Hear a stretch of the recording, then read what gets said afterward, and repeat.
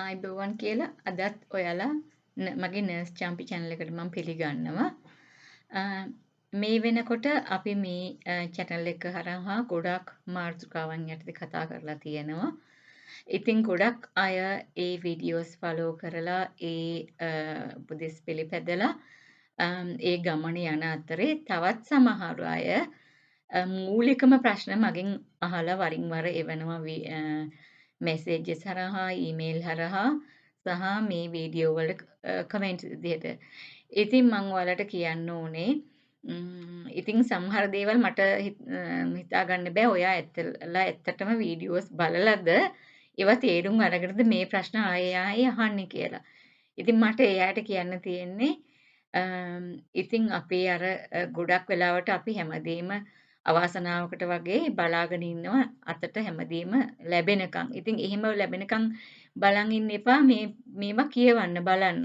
ඉතින් ඒවා කියවලා බලලා හිතට අරගෙන Tamanට දැනකට යන්න ඕනේ නම් ඒ උනන්දුවෙන් ඒ වැඩ ටික කරන්නම ඕනේ. ඉතින් නැතුව ඒ තැන් වලට අපිට ළඟා වෙන්න බෑ.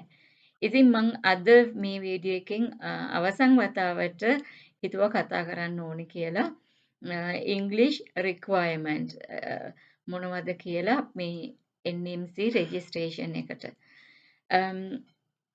මේ ගැන අපි කතා කරලා තියෙනවා. ඒ වුණාට මට හිතෙනවා තවත් ගොඩක් අයට පැහැදිලි නෑ කියලා. මොකද බේසික්ම ප්‍රශ්නයක් විදිහට මට ළඟදී අහලා බලපු ප්‍රශ්නයක් තමයි IELTS academicද generalද ඕනේ කියලා. ඉතින් දැන් අපි හැමෝම දන්නවා academic IELTS academic තමයි ඉල්ලන්නේ. general ඉල්ලුවේ දැන් අවුරුදු ගානකට කලින්. දැන් IELTS general පිළිගන්නේ නැහැ. ඉතින් IELTS academic තමයි ඕනේ. එතකොට English ඔයාලට මේ දේ මම කියනවත් එක්කම ඔයාලටත් බලන්න පුළුවන් රිසර්ච් කරලා මම කලින් කියලා තියෙනවා. ඔයාලා මේ වෙනකන් ඒ සයිට් එකට ගිහිල්ලා බලන්න නැත්නම් කරුණාකරලා බලන්න.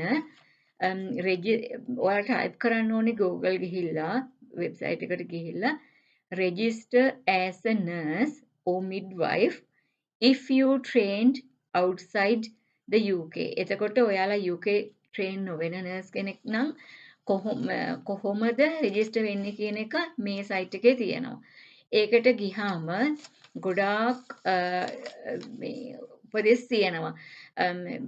ඔයාලට ඒ සයිට් එකට ගිය ගමන් තියෙන්නේ check you are ready to register. ඔයාලා නර්ස් කෙනෙක් විදිහට UK register NMC එකේ nursing and midwifery council එකේ register වෙන්න දැන් readyද? එතකොට readyද කියලා අහුවම ඒ heading එක යටතේ දීලා තියෙනවා checklist එකක්. ඒ checklist එකේ ඔයාලට බලන්න පුළුවන් එයාලා අහලා තියෙන දේවල් ඔයාලා ගාව තියෙනවද?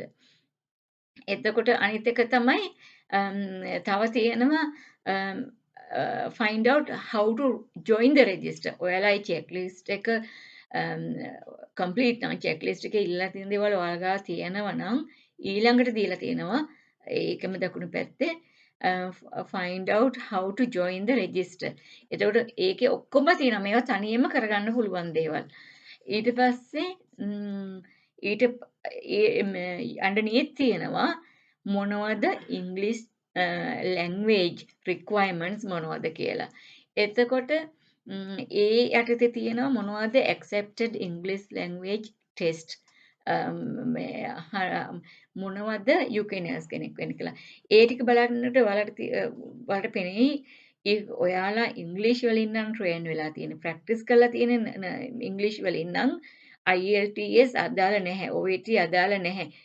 ඒවට වෙන ඒවා පැහැදිලිව කියලා තියෙනවා. ඒ වගේම තමයි වෙන රටක ඉඳලා UK ඉන්න හදන කෙනෙකුට ඔයාලා ප්‍රැක්ටිස් කරන්නේ ඉංග්‍රීසි ලැන්ග්වේජ් එකෙන් නම් අවුරුද්දක් එක්ස්පීරියන්ස් තියෙනවා නම් ඉංග්‍රීසි ස්පීකින් කන්ට්‍රි එක ප්‍රැක්ටිස් කරලා ඉංග්‍රීසි වලින් ඔයාලට IELTS OET අදාළ වෙන්නේ නැහැ. ඒක ඒකේ සයිට් එකේ පැහැදිලිවම කියලා තියෙනවා. ඉතින් චුට්ටක් ඒ ටික බලන්න. එතකොට දැන් අපි අනිවාර්යෙන් දන්නවා IELTS හරි OET හරි ඕනේ. IELTS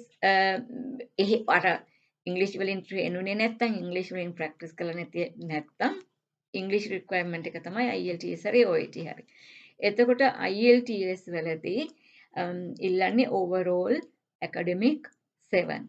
එතකොට overall 7 කිව්වම ඒගොල්ලන් ඉල්ලනවා at least 6.5 in writing. writing exam paper එකේ result 6.5ක් තියෙන්න ඕනේ. අනිත් ඒවට at least 7 තියෙන්න ඕනේ. ඒක තමයි IELTS වල requirement එක.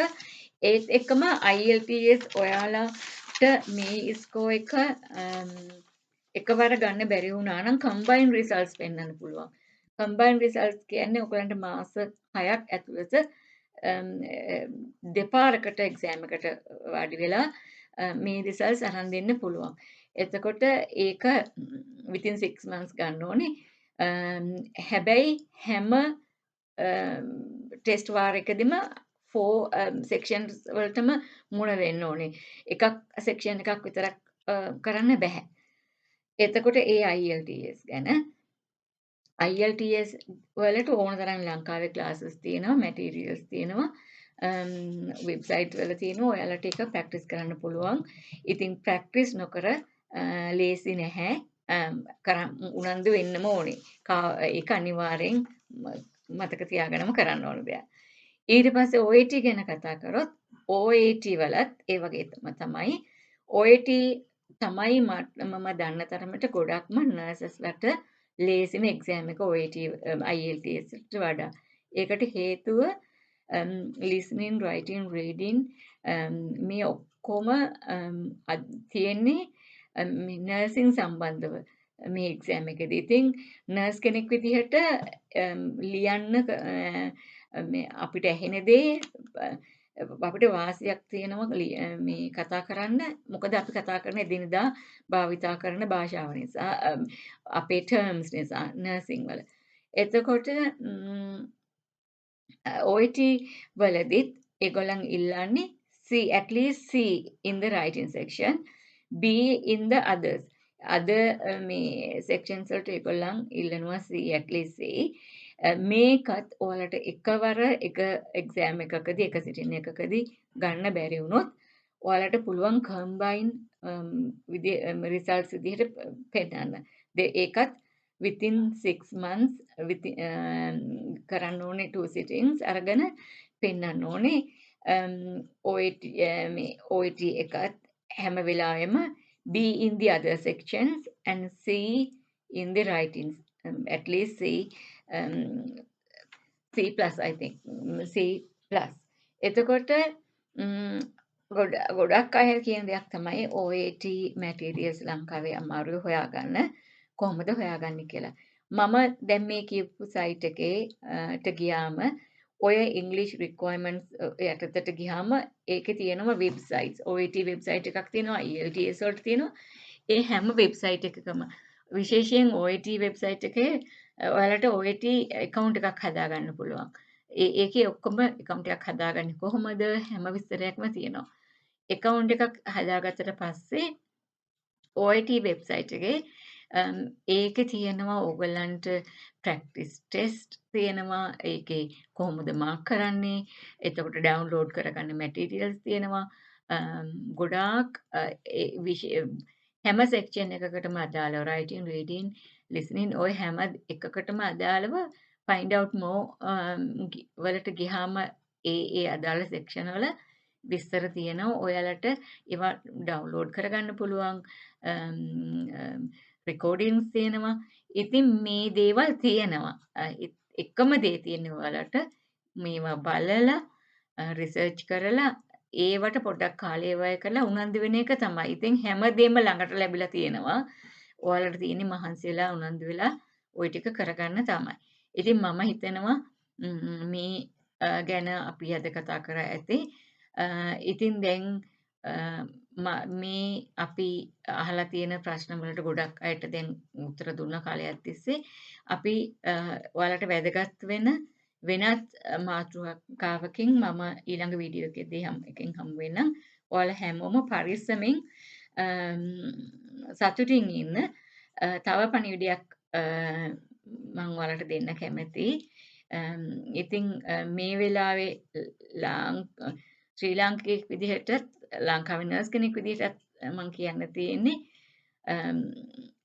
හැමදේම ගොඩක් අමාරුවෙන් යන මේ කාලේ අපි නර්ස් කෙනෙක් විදිහට අපි ඉගෙන ගත්ත එතික්ස් තියාගෙන මනුස්සකම තමන් ගාව තියෙන මනුස්සකම රැකගෙන මේ අනිත් අයටත් උදව් කරගෙන ඉන්න බලන්න. ඉතින් ඔයාලට සුබ දවසක්.